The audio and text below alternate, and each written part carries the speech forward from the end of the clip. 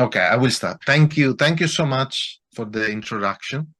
So my paper, in this paper, I will discuss the emergence of beauty in the natural world and the theological implication in the discovery of divine trace imprinted in creation. So this paper is composed of three parts. In the first part, I will argue that a careful study of the natural world reveals that emergent structures tend to manifest beauty. And this has been observed not only by scholars working in the field of aesthetics, but perhaps unexpectedly also by modern scientists who study especially emergent structures. So by analyzing how natural scientists perceive the emergence of beauty in their scientific investigation, I will illustrate what I will call a bottom-up approach to understand the beauty in creation.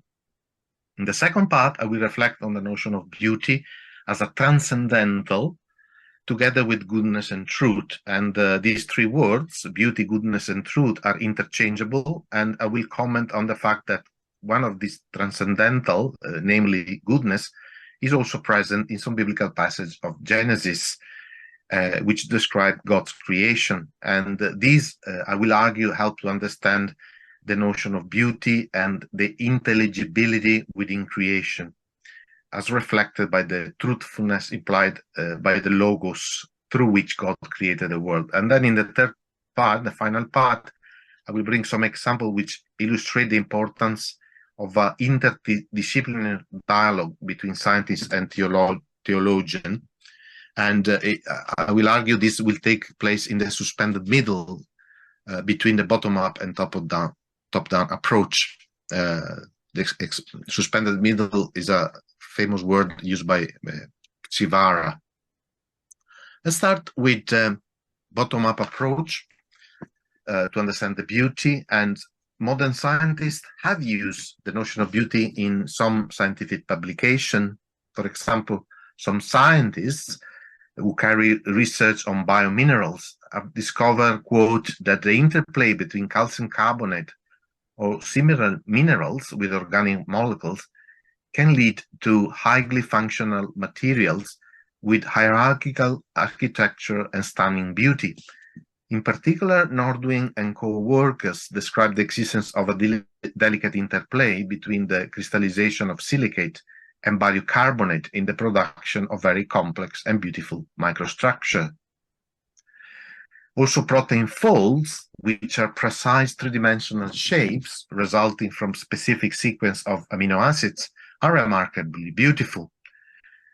Quote, many different protein folds have now been identified, and together they form an exotic and beautiful set of organic forms. The strangeness and beauty of these enigmatic abstract forms is apparent to anyone on even a cursory examination. Even Darwin noted the emergence of beauty and perfection in relation to biological evolution. In particular, he noted that beauty can be achieved during evolution in many different ways. He writes, I can see no limit to the amount of change, to the beauty and the infinite complexity of the co-adaptation of life. Moreover, for him, quote, all corporeal and mental endowments will tend to progress towards perfection. But what are the elements which characterize beauty? What are the features which makes us perceive that something or someone is beautiful? According to Aristotle, the chief forms of beauty are order and symmetry and definiteness, which the mathematical sciences demonstrate in a special degree. And since these, order and definiteness, are obviously causes of many things, evidently, this science must treat this sort of cause also, for example, the beautiful, in some sense, as a cause. This observation is very interesting for understanding how human beings perceive beauty, and this includes, of course, modern scientists. In particular, physicists have explained and have demonstrated that at the beginning of the universe, immediately after the Big Bang, there was chaos, and eventually order emerged out of chaos during cosmic evolution. Different studies have shown that during cosmic evolution, the universe has expanded, and this process was accompanied by an increase of information. This increase of information has been demonstrated and measured by the Kullback-Leibler equation.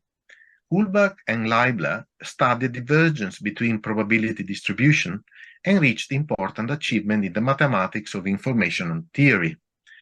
Their equation also has an application for physical cosmology, other disciplines such as fluid mechanics and neuroscience. In particular, a study which has repercussion for the study of black holes and the early universe suggests that, quote, the information content of the universe measured by the Kullback-Leibler relative information entropy of a cosmological model containing dust matter is increasing. This vision is also consonant with the findings of the Nobel laureate Ilya Prigogine, shown in the photos on the left, who famously wrote the book Order Out of Chaos. Specifically, Prigogine explained that dissipative structures are systems far from equilibrium, and these systems tend to behave chaotically, but in some cases they start to display order and structure. And therefore, as a consequence, following the Aristotelian description of beauty that I mentioned earlier, these dissipative structures also manifest beauty, because order brings beauty. As we can read in this quote, what characterizes dissipative chaotic dynamics is that in them there is a generation of information. For example, the system behaves in an unpredictable manner compared with what we knew of it at the initial condition. And this goes from the microstate to the macrostate. Chemical clocks, Bernard cell, and living beings are all examples of dissipative structures. They create order out of chaos, and in doing so, they produce beauty. Thus, we can change Prigogine's sentence, order out of chaos, into beauty out of ugliness.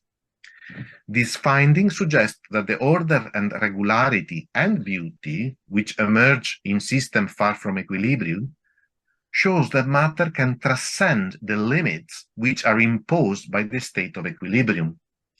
In particular, the evolution towards more complex, intelligent, and beautiful emergent structures during cosmic biological evolution is an indicator of the intelligibility imprinted within matter, as exemplified by the fact that, quote, the path of evolution from the hemoglobin fold to the insect segmentation patterns will be built into nature and determined by the emergent property of matter.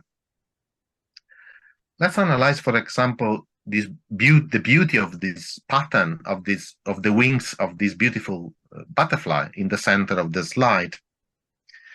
Also, human beings, interestingly, have imitated with their creativity the cosmic tendency towards beauty.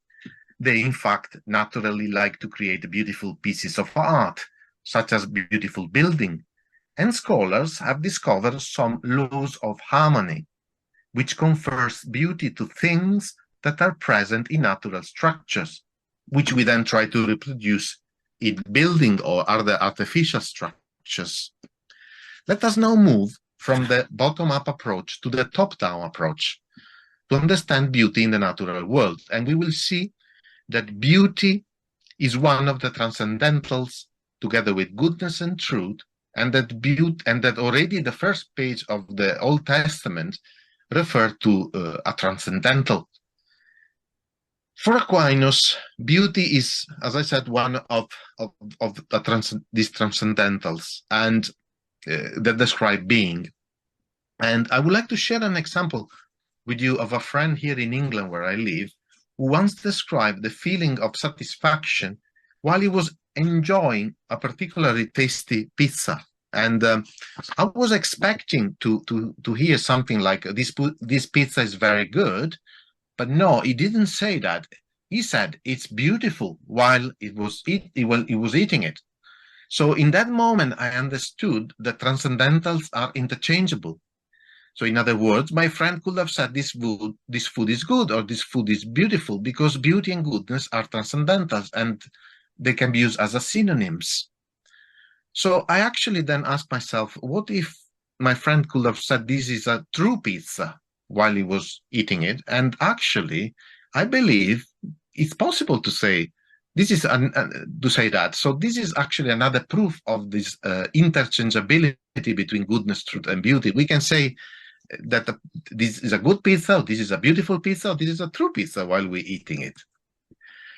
I let you read this passage, which I'm sure you already know, and you will count 7 times the word good written in the Genesis 1, 4 to 13, when God create the natural world.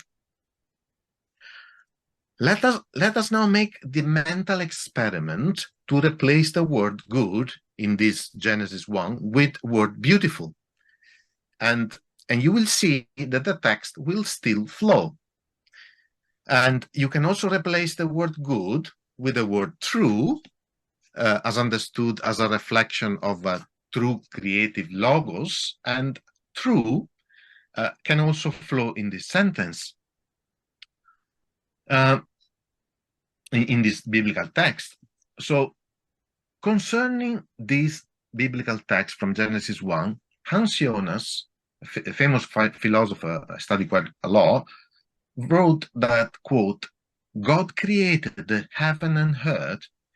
He saw that his creation was good, that he created man in his image, that he has been made known to man what is good, that the word is written in our heart.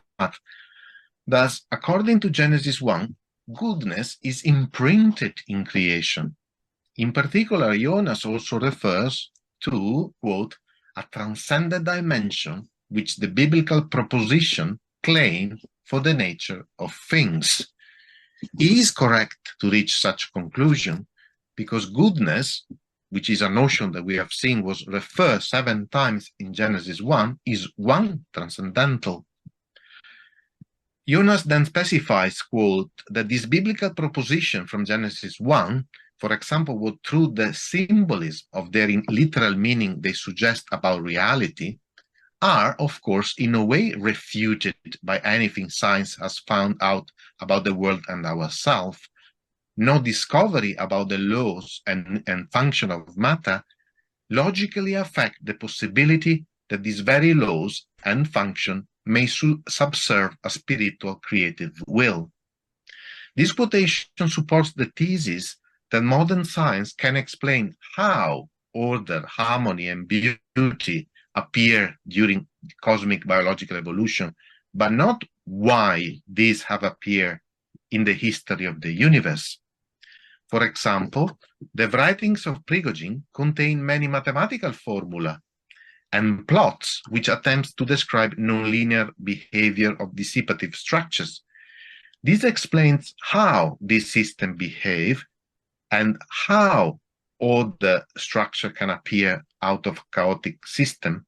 However, Prigogine and any other physicist cannot explain why all the structure and thus order, harmony, beauty, intelligibility can emerge. This is why it is important to use a top-down approach to make sense of the appearance of order and thus of beauty in the natural world.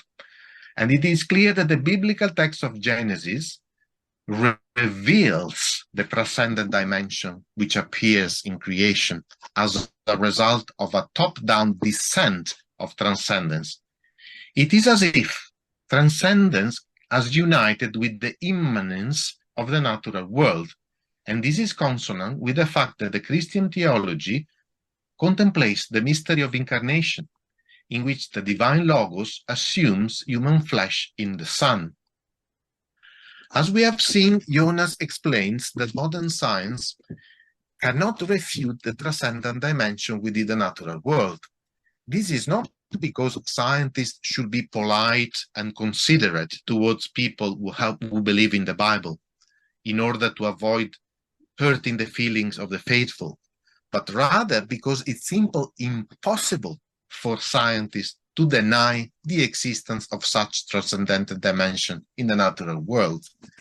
And for a deeper understanding of the reason why, not how, but why, beauty appears in creation, there is a need to use a theological language. And here we have a beautiful quote, in my opinion, that reflect Aquinas' thought.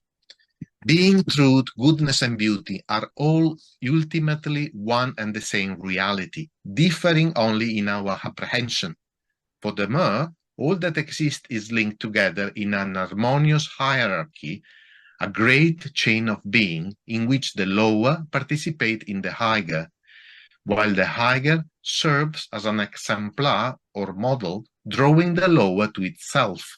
At the top of this hierarchy, of course, is God, who is being, truth, goodness, and beauty itself, the ultimate cause and final goal of all things.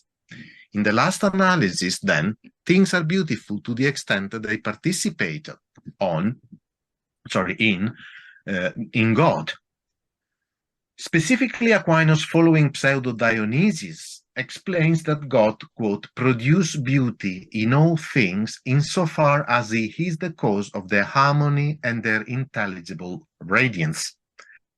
Moreover, he adds that, quote, the fact that individuals are beautiful according to their intelligible nature implies that the individuals are beautiful according to their specific structure, and that beauty, which is God, is the goal and final cause of all things.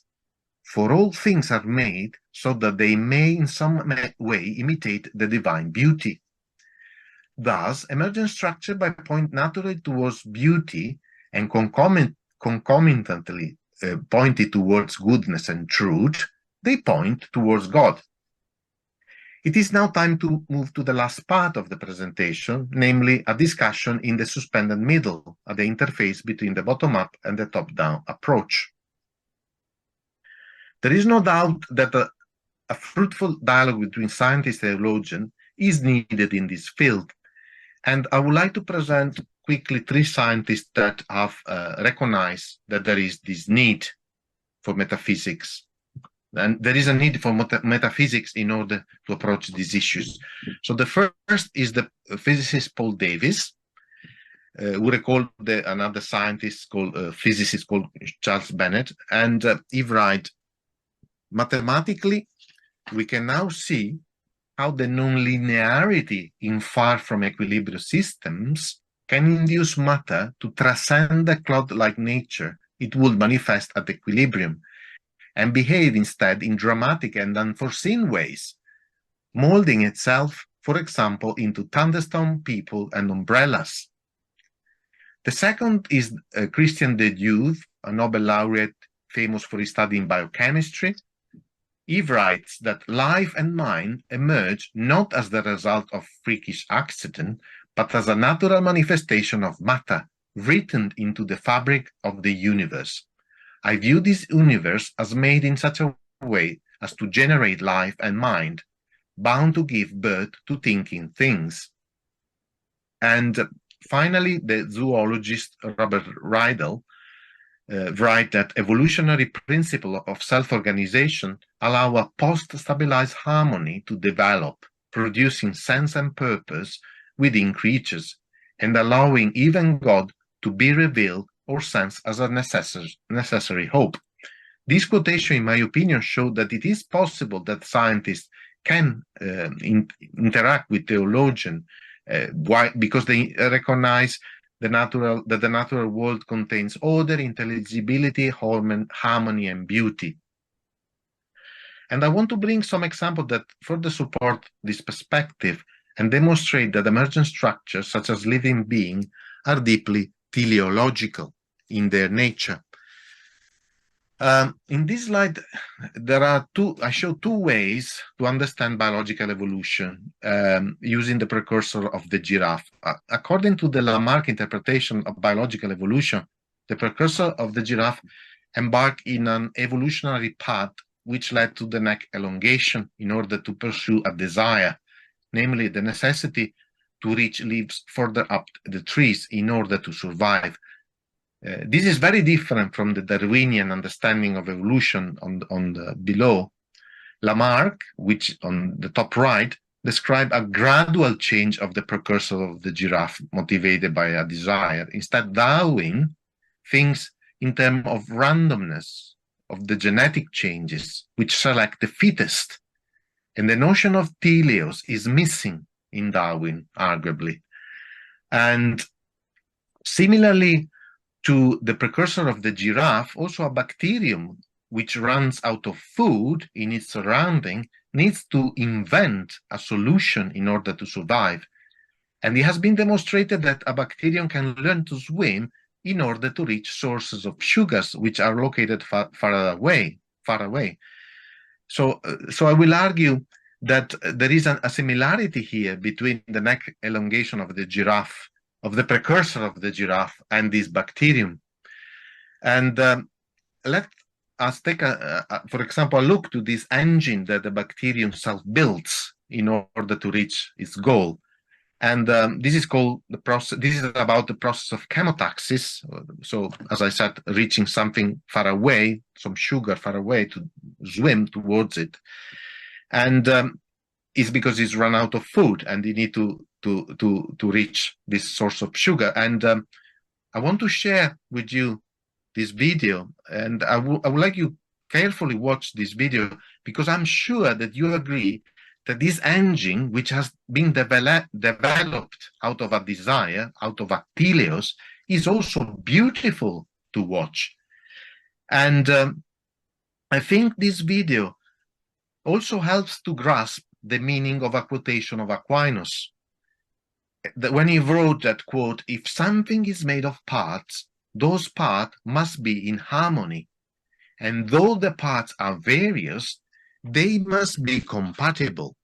Moreover, each part must support the other. And finally, the parts must be in proper proportion to another." I think this quotation matches very well with what you see in this video.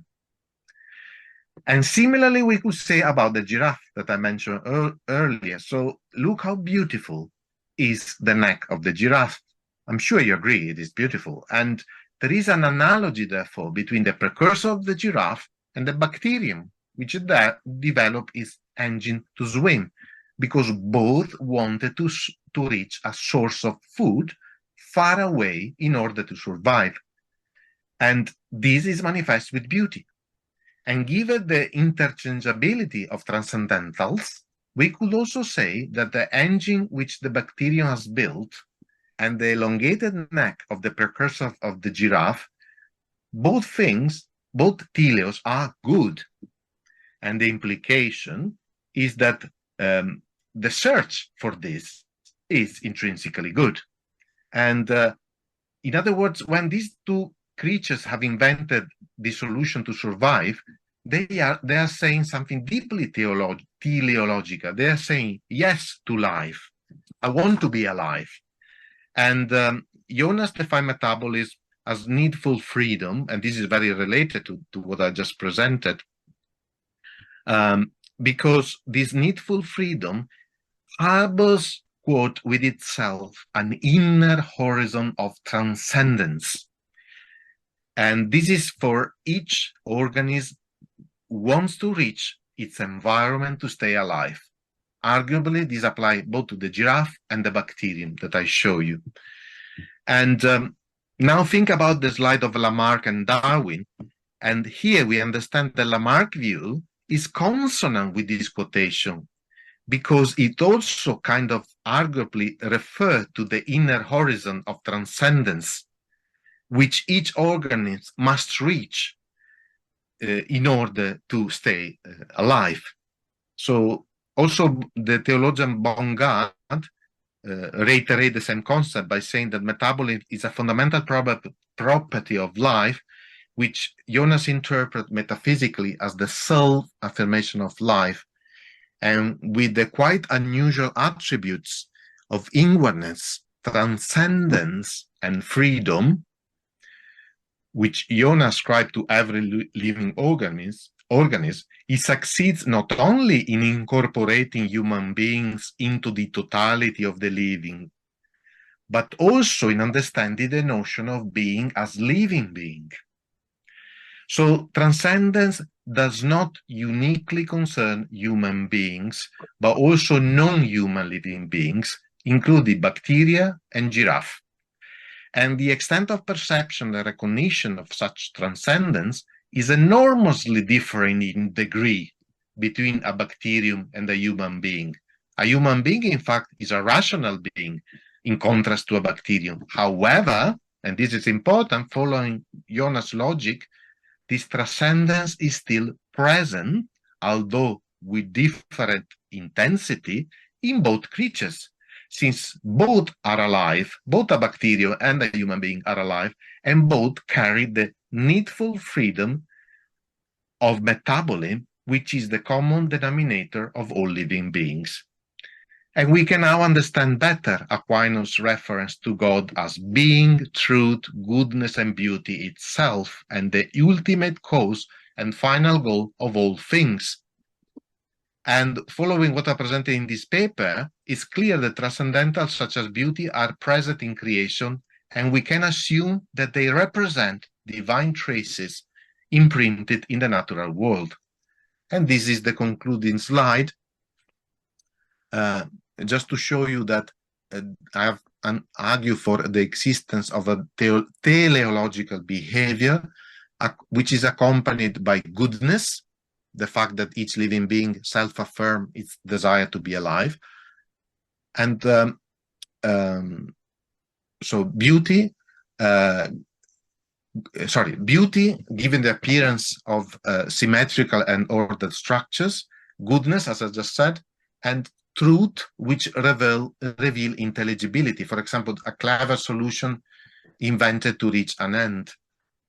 And the bottom-up approach helps to understand how and not why beauty is present in creation. And we need the top-down approach to understand why there is beauty. And scientists and theologians can be enriched in their discussion, first of all, if they recognize the presence of this purpose in the natural world. And in this way, we can show that dissipative structure, emergent structure, represent vehicles which enable the manifestation of transcendentals such as beauty, and they help to identify divine traces in the natural world. Thank you very much.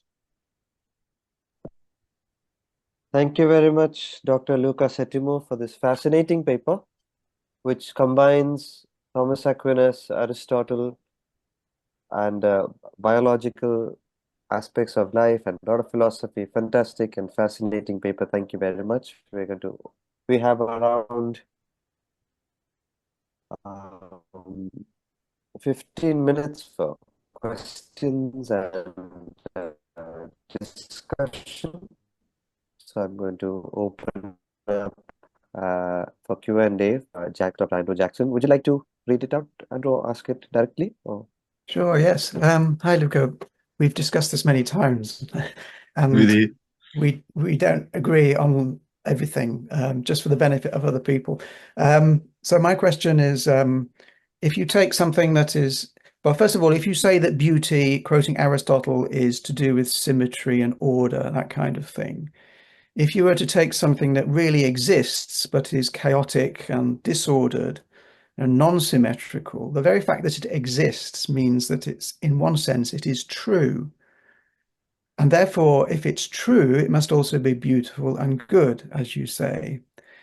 But then that creates a contradiction, because we've said something, we've acknowledged something exists that's not beautiful in the classic sense, but it must be true. So is there a way around that to acknowledge that everything that exists and which is therefore true must be beautiful to some extent, maybe not as much as some things, but it must have some beauty for it to exist.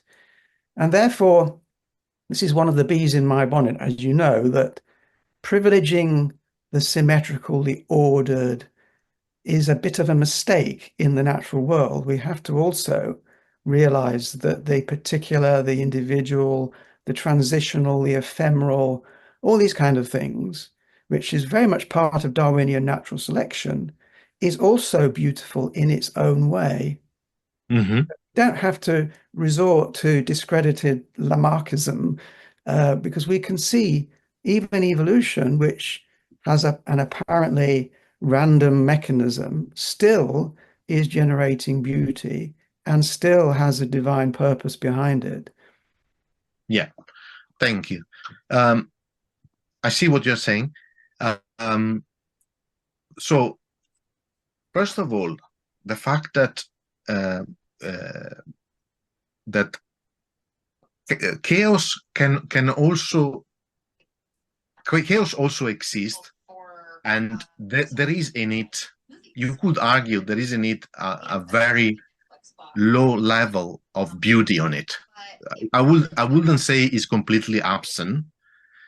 However, this low level of beauty will eventually manifest. So may I answer your question by invoking a notion of logos spermatikoi in Greek, which in Latin is ratione seminales, right? So within this framework, God has planted a seed. That seed has not flourished yet. It will flourish. So in that seed, in that primordial matter which God created, there is the seed for the formation of something which is beautiful. However, is not yet fully manifest. And this is still compatible with Christian orthodoxy. Now, I have also read some scholars who have argued that the presence of the disorder in the beginning of the natural world, of the beginning of creation, could reflect a situation of progress through which Israel, say, was in a situation of sin, and out of it there has been a flourish, and they have been in the favor of God. Yeah.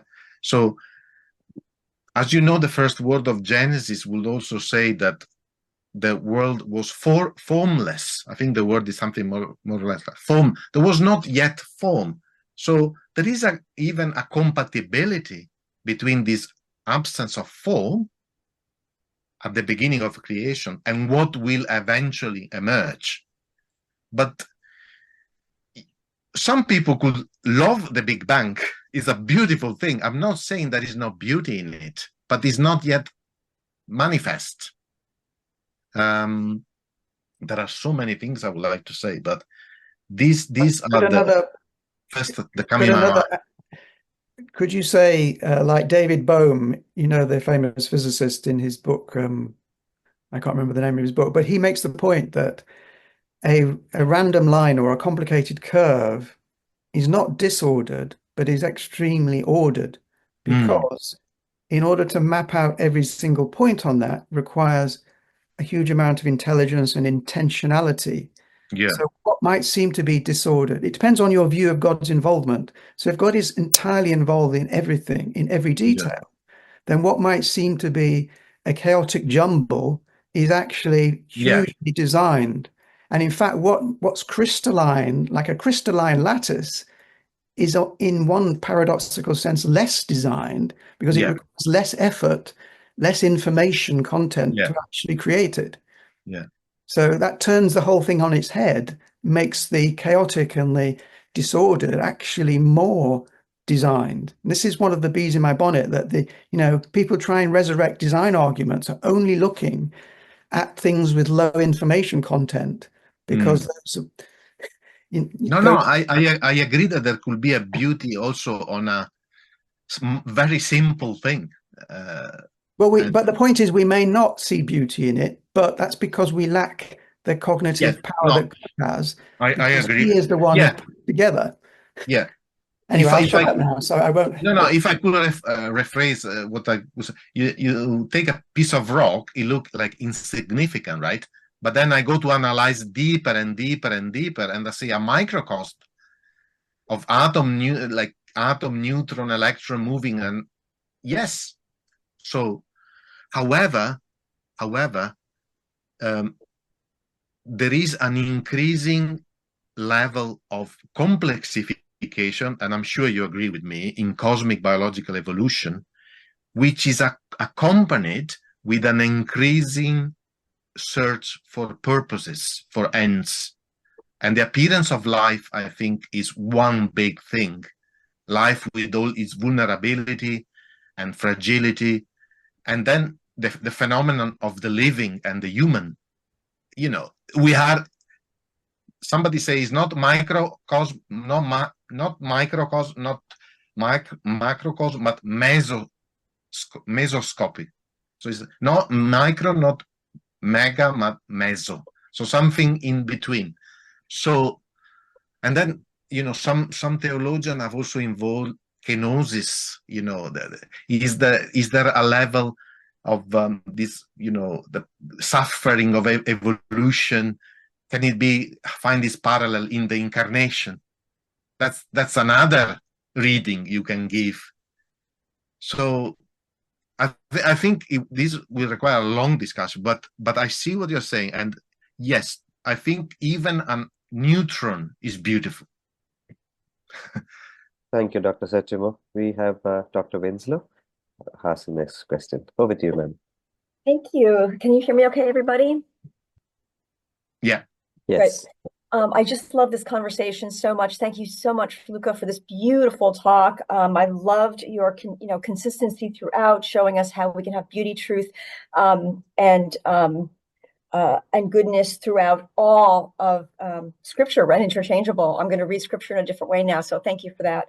I wanted two things. I just want to quickly touch on what Andrew just was talking about in terms of the chaos and the random, and where do we find beauty in that. And I don't know if you're familiar with the mathematician Bill Dempsey from Caltech, but one of his ideas was that when we see randomness and chaos, those are phenomenon that are random and chaos to us, because we have not been able to discern or decipher the more complex patterning. And this is, Andrew, what you were saying, is that really every single thing in the natural world has got to reflect the beauty of God in some way. Just because we can't detect it does not mean it's not there.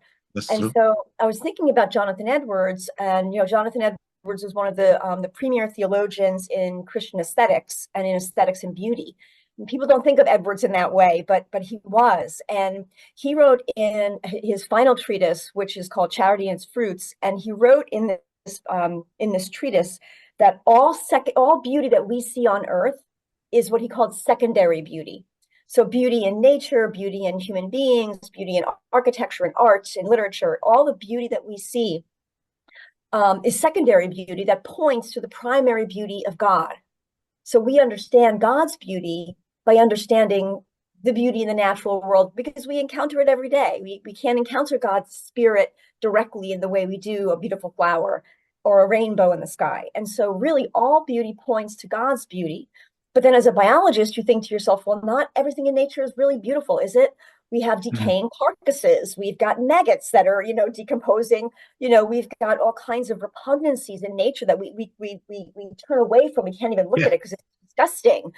And Alistair McGrath had a wonderful take on this. And he said that we have to have those, what we would consider as humans, non-beautiful elements of the natural world, because the prophet Isaiah tells us that the Messiah, the Redeemer, is going to be bruised for our iniquities. He's going to be disfigured. We can't even look upon his countenance because he's going to be so brutally handled. And so McGrath says, of course, we have to have those repugnancies in nature because they point to the suffering of Christ. And those repugnancies in nature become recycled and resurrected. And so, as you were saying earlier, that everything will have beauty in it. We just have to find that analogy. We have to find that truth that God wants us to see in the natural world. Even if it's the most repugnant thing, it points us to the crucifixion of Christ and the blood of Christ and the resurrection of Christ when it gets renewed into new structures. So I wanted to just quickly ask you, since you're pointing to all nature as communicating divine beauty, right? How is God using particularly the beauty in nature, which people don't even notice anymore because we're all in front of screens, right? How can God use the natural world to communicate to us today? How can nature reinform us? Do you think it can? And what is God trying to communicate through the natural world and its beauty? Okay. I think I have only short time because I saw a message is almost finished, but I want to say almost there, yeah, that the intelligibility within, for example, the fact that physicists discover laws of nature is a reflection of that logos that you mentioned before. It become incarnate in the Son. So the immanence and the transcendence are united together, and the logos reflected in the laws of nature the scientists can discover can help you to find that beauty and stability of the cosmos in which we live. I try to be very quick because the time is running out. Thank you. Thank you very much. I'm afraid that's all we have time for. Thank you everyone for attending. Dr. Luca Settimo for the wonderful paper and the fascinating discussion that he has initiated. Thank you, Dr. Jackson and Dr. Winslow, for participating in the discussion. And thank you, David Alinudin and Gavin Hitchcock for also participating. And thank you, Matt, for running the tech behind the scenes. So good to have you all here. Have a wonderful rest of the conference. Thank you. Thank you. Thank you.